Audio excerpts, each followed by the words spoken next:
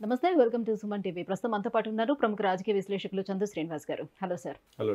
Sir, ఒక senior journalist Hariprasad గారు నేడు ఎమ్మెల్సీగా ఏకగ్రీవంగా ఎన్నికయ్యారు. పార్టీ స్థాపించిన దగ్గర నుంచి, పవన్ కళ్యాణ్ గారు పార్టీ స్థాపించిన దగ్గర నుంచి ఆయన్నే నమ్ముకొని ఆయనతో పాటు ఈ రోజు వరకు ఉన్నారు. పార్టీ నుంచి ఏ పార్టీ గెలుపు వైపు నడవలేదు అన్న ఉద్దేశంతో ఆయన ఇంకో పార్టీ కూడా మారలేదు. ఆయన్నే పట్టుకొని ఉన్నారు. అటువంటి వ్యక్తికి ఈరోజు ఎమ్మెల్సీ పదవిని కూడా ఇచ్చారు. ఈరోజు అసెంబ్లీలోని రిటర్నింగ్ ఆఫీస్ దగ్గర ధృవీకరణ పత్రం కూడా స్వీకరించారు. సో దీన్ని ఎలా చూడొచ్చు అంటారు? పవన్ కళ్యాణ్ గారిని నమ్ముకొని ఆయన దగ్గర ఉన్న వాళ్ళు ప్రతి ఒక్కరికి న్యాయం చేకూరే విధంగానే తీసుకొని వెళ్తున్నారా? డెఫినెట్గా అండి. కొద్దిగా ఓర్పుగా ఉండి రాజకీయాల్లో కష్టాల్లో తన వైపు ఉన్న వాళ్ళని సరైన ప్రాధాన్యత ఇచ్చారని మనం అనుకోవాలి.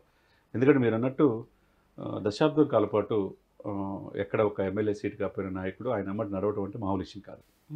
అందులో ఎంతోమంది వచ్చారు, ఎంతోమంది వెళ్ళిపోయారు, అనేక అపవాదాలు అనే పార్టీ మీద మోపేశారు. కానీ ఇక్కడ నాయకుడిని కనిపెట్టుకుని ఉన్నాడు చూసారా. అతను ఒక దాదాపు 3.5 దశాబ్దాల అనుభవం ఉన్నది యాజ్ ఎ జర్నలిస్ట్గా. అనేక ఛానల్స్లో చేశాడు, సీఈఓగా చేశాడు. పవన్ గారు ఏరి కోరుకుని ఆయన దగ్గర పెట్టుకున్నాడు. ఎందుకంటే అతని సేవలు పార్టీకి అవసరం, రాష్ట్రానికి అవసరం అని. ఇప్పుడు ఎవరు ఊహించలా ఈ 2 ఖాళీ అయిన సీట్లు 2 కూడా టీడీపీ నుంచి అయ్యేతలకి యాక్చువల్గా తీసుకుంటే టీడీపీ వాళ్ళు తీసుకోవచ్చు. కానీ ఒకటి జనసేనకి ఇవ్వడం అంటే చంద్రబాబు నాయుడు గారు ఎంత జనసేన ఇంపార్టెన్స్ ఇస్తున్నాడో మనకు అర్థమైంది. ఇప్పుడు శ్రీరామచంద్రకి ఇచ్చారు టీడీపీ నుంచి, పిడి హరిప్రసాద్ గారికి ఇవ్వటం, అది పవన్ కళ్యాణ్ గారు ప్రపోజ్ చేయటం, ఎంతోమంది పార్టీ కనిపెట్టుకున్న వాళ్ళని కూడా పక్కన పెట్టి ది బెస్ట్ అనే ఉద్దేశంతో ఫస్ట్ ప్రయారిటీ హరిప్రసాద్కి ఇవ్వటం అనేది ఒక మంచి శుభపరిణామం. మనం చాలామంది జర్నలిస్టులని పార్టీలకి సలహాదారులకు ఉపయోగించుకుంటారు, వాళ్ళకి ఎదుగో గౌరవ వేతనం అట్లా ఇస్తారు తప్పితే ఇంత రాజకీయ ఉన్నతమైన పొజిషన్ ఇవ్వడం అనేది ఫస్ట్ టైం. అంటే దాన్ని బట్టే మనం పవన్ కళ్యాణ్ గారి యొక్క చిత్తశుద్ధి, అదేవిధంగా ఆయన కనిపెట్టుకోనండి ఇన్ని రోజులు ఒక పార్టీని కనిపెట్టుకోండి. పార్టీ విధి విధానాల రూపకల్పనలో కూడా ఆయన పాత్ర ఉన్నది. అదేవిధంగా ట్రైనింగ్ సెషన్స్ కావచ్చు, స్పీకర్స్ కావచ్చు, వీళ్ళందరూ కూడా ఎప్పటికప్పుడు పార్టీ యొక్క లక్షణాలు, పార్టీ సిద్ధాంతాలను తీసుకెళ్తంలో హరిప్రసాద్ గారు ఎప్పుడూ ముందుండి నడిపించే వ్యక్తి. కాబట్టి ఈ రోజున ఆయనకి సరైన గౌరవమే కాకుండా యావత్ మీడియా ప్రపంచానికి, యావత్ జర్నలిస్టులు కూడా అందరికీ కూడా ఒక గౌరవంగా మనం భావించాలి. మొన్న ఆయన పేరున ఇచ్చేయటం, తర్వాత పత్రాలు సమర్పించడం, ఏకగ్రీవంగా ఎన్నికవటం, ఈరోజు ఉదయం శాసన మండలిలోని రిటర్నింగ్ అధికారి ద్వారా పత్రం తీసుకోవటం చాలా ఆనంద క్షణాలే. సీట్లు ఎప్పుడైతే తగ్గించుకుంటూ వెళ్తూ ఉన్నారో, సో ఆయనకి కేటాయిస్తారు. కనీసం ఒక 50 సీట్లు అనుకున్నారు, తర్వాత ఒక 40 వస్తాయి అనుకున్నారు, తర్వాత 24 ఇచ్చారు, 24 నుంచి 21కి వచ్చాయి. సో ఇలా తగ్గించుకుంటూ వెళ్తున్న తరుణంలో చాలామంది యాంటీ అయిపోతూ వచ్చారు.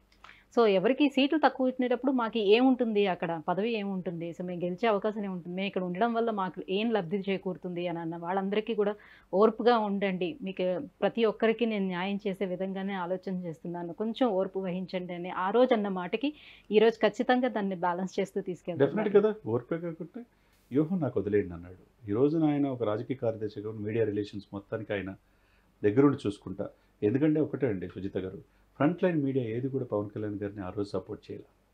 ఆయన వేలాది మంది జనం వచ్చిన ఎక్కడో 11-12 పేజీలో ప్రధాన పత్రికలో ఉంటుంది. అదేవిధంగా మీడియాలో కూడా ఆయన పవన్ కళ్యాణ్ గారు చాలా తక్కువ అంచనా వేశారు. కానీ మొదటి నుంచి మనం ఈ టీవీ ఛానల్లో పవన్ గొప్పతనం, జాతీయ స్థాయిలో ఎన్డీఏలో కీలక పాత్ర ఏంటి, రాష్ట్రాల్లో ఆయన పేరు లేకుండా రాజకీయాలు ఉండవని చెప్పి చాలాసార్లు చెప్తా ఉంటే కొంతమంది ఆశ్చర్యం అనిపించచ్చు, కొంతమంది వీళ్ళు తెగ పొగుడుతున్నారు అనుకోవచ్చు. ఈరోజు పరిస్థితి ఏంటి, ఎవరైతే చూపించలేని వాళ్ళు ఫ్రంట్ పేజీలో పవన్ కళ్యాణ్ ఫోటో. ఎందుకంటే చంద్రబాబు నాయుడు గారి గురించి తన సమానంగా ప్రభుత్వ కార్యాలయాల్లో కూడా పవన్ కళ్యాణ్ గారి ఫోటో సీఎంతో పాటు ఉంటుందంటే ఎంత ప్రాధాన్యత ఇచ్చారు.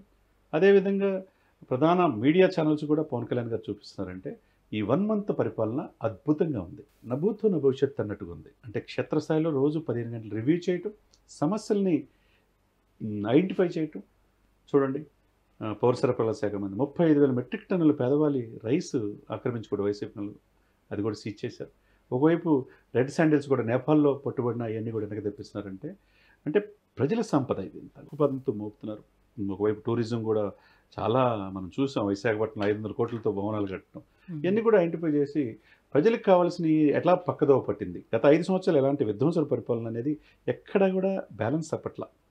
ఆ విధంగా చంద్రబాబు నాయుడు గారు, పవన్ కళ్యాణ్ గారు చేసే క్రమంలో ఈ నామినేషన్ ఏదైతే ఈరోజు మీరు శాసనమండలిలో ఆయన కూడా ఒక మాట అన్నాడు, పవన్ కళ్యాణ్ గారు నా పైన ఉన్న నమ్మకాన్ని నిలబెట్టుకుంటాను, ప్రజలకు ఒక వారధిలాగా పనిచేస్తాను, పెద్దల సభ కాబట్టి గౌరవంగా ఎప్పటికప్పుడు రాష్ట్ర అభివృద్ధి కోసం నేను పాటుపడతానని హరిప్రసాద్ గారు చెప్పటం, రాష్ట్ర అభివృద్ధి ప్రజల సంక్షేమం 2 బ్యాలెన్స్ చేసుకొని చేస్తాను, నా మీద ఇంత గురుతర బాధ్యత అప్పచెప్పిన పవన్ కళ్యాణ్ గారికి హృదయపూర్వకంగా జీవితాంతం రుణపడి ఉంటానన్నాడు. అదే సమయంలో చంద్రబాబు నాయుడు గారికి అభినందన తెలియజేశాడు. బీజేపీ వాళ్ళు కూడా అభినందన తెలియజేశాడు.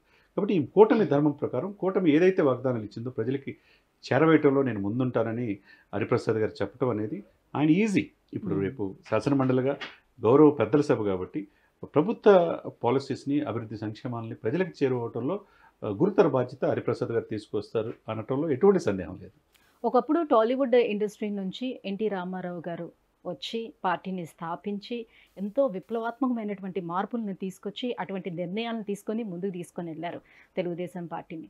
మళ్ళీ టాలీవుడ్ ఇండస్ట్రీ నుంచి అటువంటి నాయకుడు ఇప్పుడు వరకైతే రాలేదు, వస్తారని కూడా ఎవరు అనుకోలేదు.